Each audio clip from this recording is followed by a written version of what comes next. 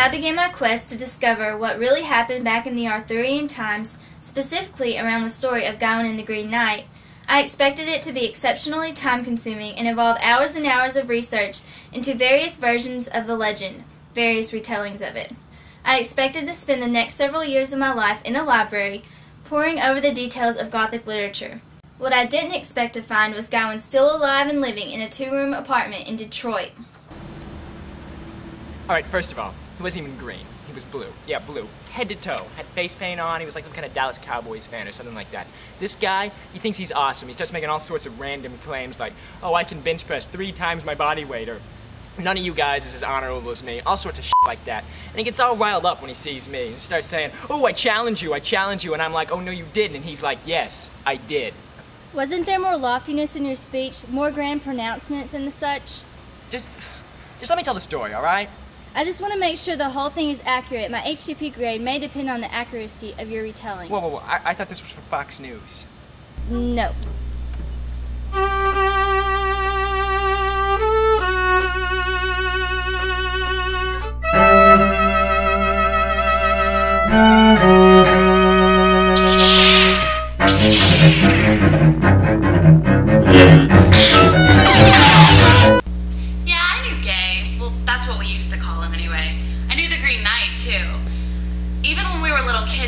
Never really got along.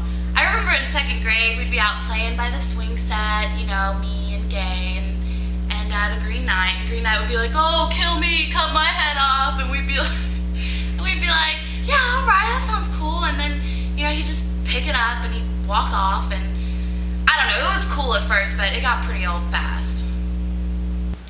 Alright, now that's crap. As far as I know, Gawain and the Green Knight met each other twice.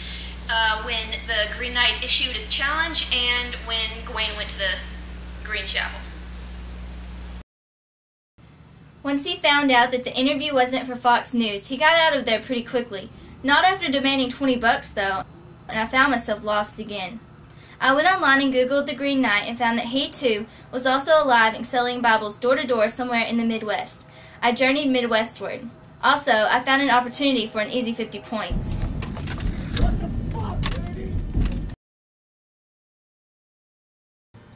Okay, we're at the Green Knight's house. We're going to see if he's home and if we can ask him a few questions.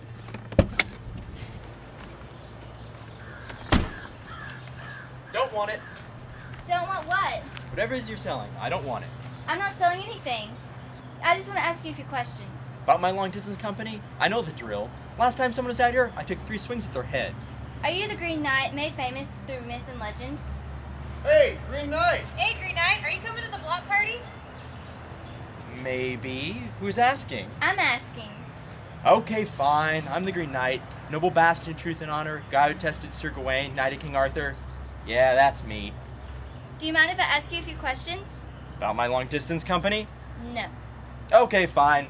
Gotta go to Walmart. Here, come along. Yeah, Gawain was cool sometimes. He was obsessed about his honor. He was always talking about it, how honorable he was. He also always talked about his relationship with King Arthur. It was a big deal. I think it was actually a Freudian thing. King Arthur killed his dad, but I don't know. Really? I didn't like either one of them. Oh yeah, they met a 3rd time in the 1980s at a Men Without Hats concert. So, were you really Bertilac de Houtdesart, the Lord of the Castle? No, totally different guy. He impersonated me all the time, though. Yeah, after he found out I made a bet with Sir Gawain, I wanted to teach Gawain a lesson or something. Your intentions were different? I wanted to cut off his head. You think this would get vomited out? Yeah, is it on white? Oh, it's on a shirt of mine. Is the shirt white? Uh-huh. Yeah, I'll get it out. Alright, good. So you were alive when the poet wrote your story down. Why didn't you correct him? Well, you gotta realize, there was a lot of other things going around here than just correct a poet who's writing a portion of your life story. You know, tons of people have written about me. It just happens that one's the most famous. I mean, I was all into cathedrals back then, too. You know, I went and visited a variety of cathedrals. I love cathedrals. Love the stained glass, love the verticality, love the excess then. All the light pouring in. I studied them. I know everything about Gothic cathedrals. Go ahead, quiz me. Ask me something. Who built Notre Dame? The French. Next question. The Green Knight was great. He was a good guy. He hosted a short-lived talk show in the 70s, used to talk about Gothic cathedrals, what new ones were being built, what his favorite ones were. It was on public access with no budget. It came on at 2 in the morning and it still got canceled. I don't think anybody wanted to hear about how the enlarged stained glass made possible by the pointed arch and flying buttresses allowed the interior of the church to more closely approximate the heavenly Jerusalem. But maybe that's just me. Yeah, I planned to write my own version of the story eventually, but I never got around to it. The guy who worked on the Bayou Tapestry, he and the girls that sewed it, they were going to make me something. They were going to make me look epic. You know, make me really look good.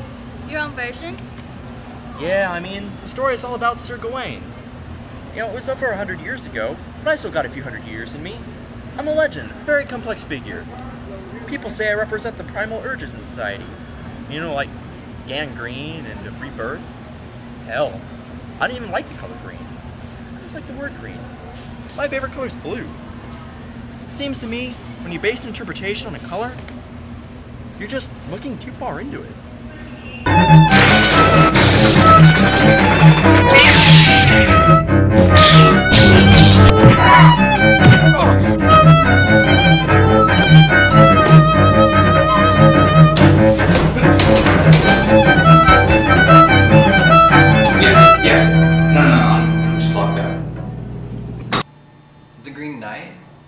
I don't know. He could be really annoying sometimes. He would walk over to people all the time and challenge their honor and ask them to cut his head off. I swear to God, it made no sense sometimes. We'd be sitting around and someone would accidentally bump into him and he'd start demanding that they take a swing at him with an axe. But what about those who say it wasn't your story, it was a poet's version of your story, and that he put a lot of work into it? A lot of people say you're just a legend. Just a legend? Tell the credit card companies I'm just a legend. Can't get them off my back. Just because I financed a cathedral in the 12th century, blew my credit. Couldn't afford it. Which one? Which what? Oh, all of them. American Express, Visa, MasterCard? No, which cathedral? Oh, Saint Denis. I thought that was Louis VI. Yeah, he took credit for it after I had to bail because of the money situation. But no, that was totally me. You know the golden jeweled cross? Detailed in Abbot Sujet's writings? Yeah. Yeah, that was totally my idea. Get out. No, I will not get out, because it was. Gawain went through this phase in the 60s that was very strange for a lot of people. He somehow got it into his head that he'd pledged an oath of loyalty to Nixon. He wouldn't stop talking about how the honorable thing to do was to vote for Nixon. Well, you can imagine after the whole Watergate thing, he would have been rather embarrassed. But Gawain, no, he stuck with Nixon until the end, telling us we shouldn't dishonor his lord, and his oath to Nixon would bind him until the end. It's amazing, really, how strict he was about his code. Followed it to the letter, would have died for the thing. He's different now, though. I don't know. I met him in '98, and he was a changed man. Much less noble, much less sanctimonious. He doesn't seem to care anymore. I think the Nixon thing really got to him. He doesn't trust people much. Doesn't give them a chance. I don't know. I mean, where's he living right now? Detroit? Look how he's fallen. I tried to tempt him. I really did. I mean, I tried so hard. I did everything I could. I mean, I went to his room. I offered him tokens. He wouldn't take them. It was really effeminate and all, you know? But he took the girdle, and I mean, we all know why. And let me just say, he had a different taste in clothing. But the roles and all, they were reversed. I mean, I was definitely the aggressor. And he was all noble, and he lived by the code, and he died by the code, and... Comes in, ranting and raving about the entire thing, how he's the most awesome, best knight in the land, all sorts of shit like that. And he says, here, you try to cut my head off with one swing, and if I'm still alive, in a year, I'll try to cut your head off. And I'm like, no sweat, I cut guys' heads off all the time. No biggie. So I pick up this big axe, alright? And I swing it at the guy, one stroke, head falls to the ground, blood everywhere. I remember that because I remember thinking that there was no way it was coming out. I mean, it was all over the carpets and everything. So he's headless now, blood everywhere, head lying on the ground. And I'm like, what you gonna do now? And this guy, hey, do you mind if I smoke? No. All right, thanks. This guy, he walks over and he picks up his head and is like, see you in a year. And I'm standing there, jaw dropped, at this headless guy talking to me like I'm actually going to show up in a year. I mean, f that. He cheated.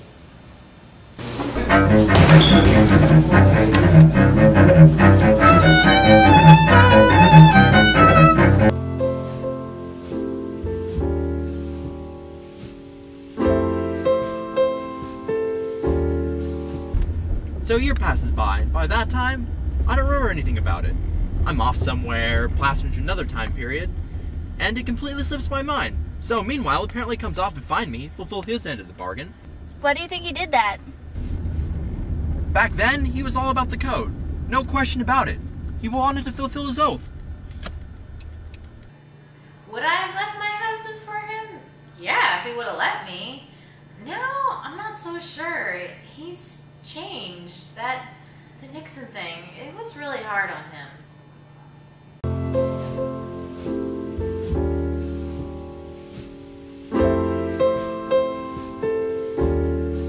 After the whole episode with the Green Knight, what'd I do? I chilled, hung out, worked on some Sudoku. Those things are wicked addicting. Is it addictive? What's the word there? Addictive. Alright, good. So, yeah, the rest of it played out like they said they did. I went to the Green Knight's totally green chapel, and there he is, dressed in green, completely contradicting his original color scheme. And I'm like, alright, let's get this over with. And it gets embarrassing. He hefts this axe out. I'm telling you, this thing must have weighed 2 tons, and he tries as hard as he can to swing it at me. But he can't even get the thing off the ground. So after 3 hefts of the thing, he just sighs and asks me when I call it even. And that's what really happened? That's what really happened. What about Nixon? Nixon, yeah. Nixon. I had such high hopes for him. He was gonna save the world. You know, I think that's how the world is. You put your hopes in something, you say, I'm gonna stick with him or it, whatever, it's honor, your job. I used to be so honorable. I don't know, I don't want to monologue, it's just that I'd say, I dedicated my life to a man who killed my father. You know, I mean, never put your faith too strongly in someone. Never get your hopes too high. I know that doesn't sound like something I used to say back in the day, but hell, things change. They used to say it was the most honorable night, that I would have given my life for my honor. They used to. Nixon. Gawain, he was something else. He was something else.